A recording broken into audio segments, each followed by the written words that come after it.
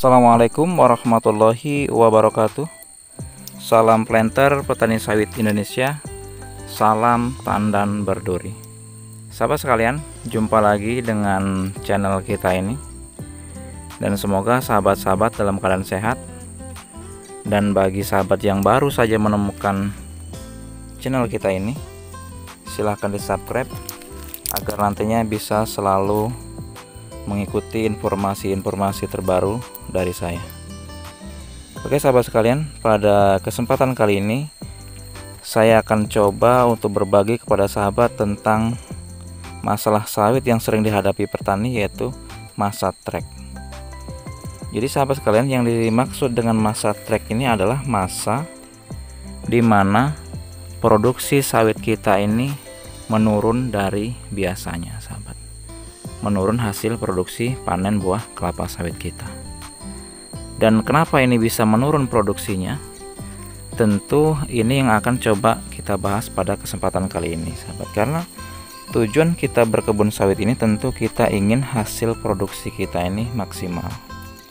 Namun sahabat sekalian, kalau kita melupakan beberapa hal, maka trek sawit atau trek buah sawit di kebun kita ini akan bisa panjang gitu sahabat ya. Namun kalau kita bisa mengantisipasinya, maka trek di kebun sawit kita ini terjadinya tidak begitu lama. Karena memang dalam setahun ya sahabat, dalam 12 bulan itu selalu ada masa trek.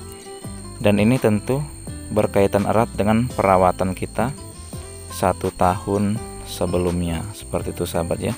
Jadi hasil buah hari ini kenapa bisa trek itu tentu ada kesalahan dari kita yang sampai membuat buah kelapa sawit ini kita trek sahabat ya. Jadi ada beberapa penyebab trek yang terjadi pada sawit kita. Jadi penyebab yang pertama itu sahabat, kita akan membahas dulu jadi dari faktor kita sendiri atau pemilik kebunnya sahabat. Jadi penyebab yang pertama itu kurangnya perawatan, seperti itu sahabat ya.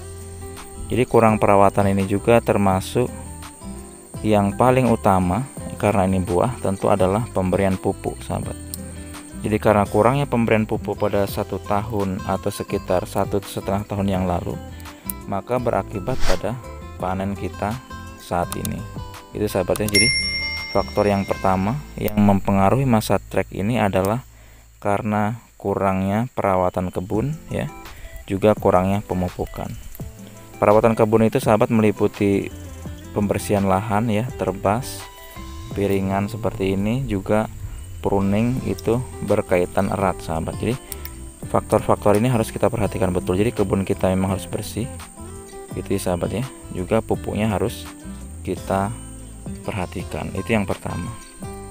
Kemudian sahabat tani sekalian, penyebab trek ini juga bisa disebabkan oleh faktor alam itu sahabat ya. Jadi faktor alam itu adalah sebagai contoh itu faktor cuaca sahabat. Jadi kalau seandainya cuaca itu ya terjadi angin kencang seperti itu, jadi serangga-serangga Elaedobius itu sahabat ketika ingin mendatangi bunga betina seperti ini, karena angin kencang tentu tidak sampai dan bisa saja nanti terbang ke pohon yang lainnya. Makanya akhirnya penyerbukan itu terjadinya kurang maksimal. Itu juga bisa mempengaruhi masa trek kelapa sawit kita.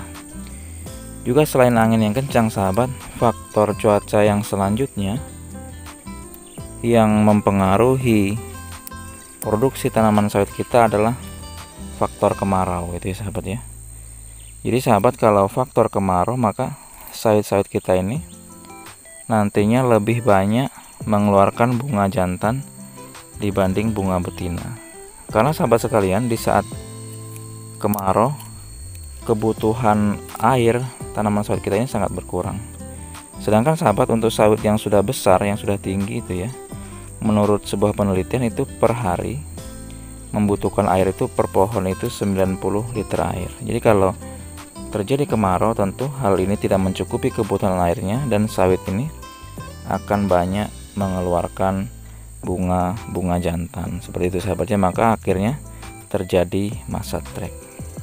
Kemudian mungkin ada beberapa pertanyaan yang menanyakan seperti ini sahabat, kalau masa trek itu terjadi karena faktor kurangnya pupuk. Kenapa trek itu tidak sepanjang tahun gitu sahabat ya. Sebagai contoh, tahun lalu kita tidak memupuk selama 1 tahun full, namun dalam masa tahun berikutnya ini ada kalanya sawit itu berbuah, juga ada kalanya trek. Itu disebabkan sahabat karena reaksi serapan pupuk ini berbeda-beda sahabat, itu kan. Jadi ada pupuk itu yang slow release, ada yang fast release. Jadi pupuk yang slow release itulah mungkin yang bisa masih tersimpan di tanah, yang akhirnya termakan oleh kelapa sawit kita yang masih bisa menghasilkan buah. Seperti itu sahabat ya. Kemudian selanjutnya sahabat, bagaimana solusi untuk menghadapi masa trek ini sahabat. Jadi solusi yang pertama itu sahabat harus merawat kebun ini dengan kontinu. Itu penting sahabat ya. Jadi perawatan, pembersihan lahan, pemupukan itu juga harus dengan kontinu. Seperti itu ya sahabat ya.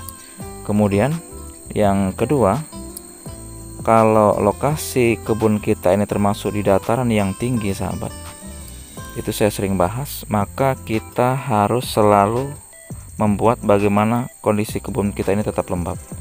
Tujuannya sahabat agar di saat musim kemarau nanti tidak terjadi kekeringan yang sangat panjang. Jadi salah satunya sahabat bisa membiarkan gulma-gulma yang lain ditinggalkan seperti ini ya, itu dibiarkan saja gulmanya. Atau sahabat juga bisa menanam rumput-rumput kacangan seperti itu sahabat ya. Rumput kacangan sebagai pelindung permukaan tanah kita. Seperti itu sahabat. Itu harus dikondisikan kebun sawit ini harus tetap lembab. Kenapa sahabat? Karena kebutuhan air sawit ini tinggi, dan hasil buah itu sangat terpengaruh dengan ketersediaan faktor air tadi ya sahabat ya. Itu jadi itu harus diperhatikan tentang kelembabannya. Kemudian sahabat, trek juga itu bisa dipengaruhi oleh curah hujan yang terus menerus seperti itu sahabat. Jadi kalau sebelumnya curah hujan itu sangat tinggi ya, bisa berminggu-minggu atau berbulan-bulan, itu menyebabkan bunga jantan tidak ada serbuknya sahabat, jadi lengket, dan itu juga mempengaruhi dari proses penyerbukan kelapa sawit kita. Jadi sahabat-sahabatku sekalian, itu tadi masa trek, kemudian bagaimana solusi yang harus kita lakukan.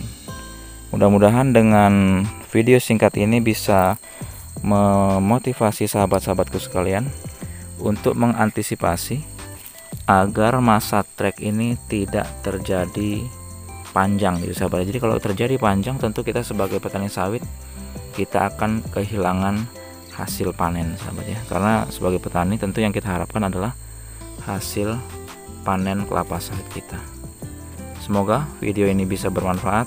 Assalamualaikum warahmatullahi wabarakatuh.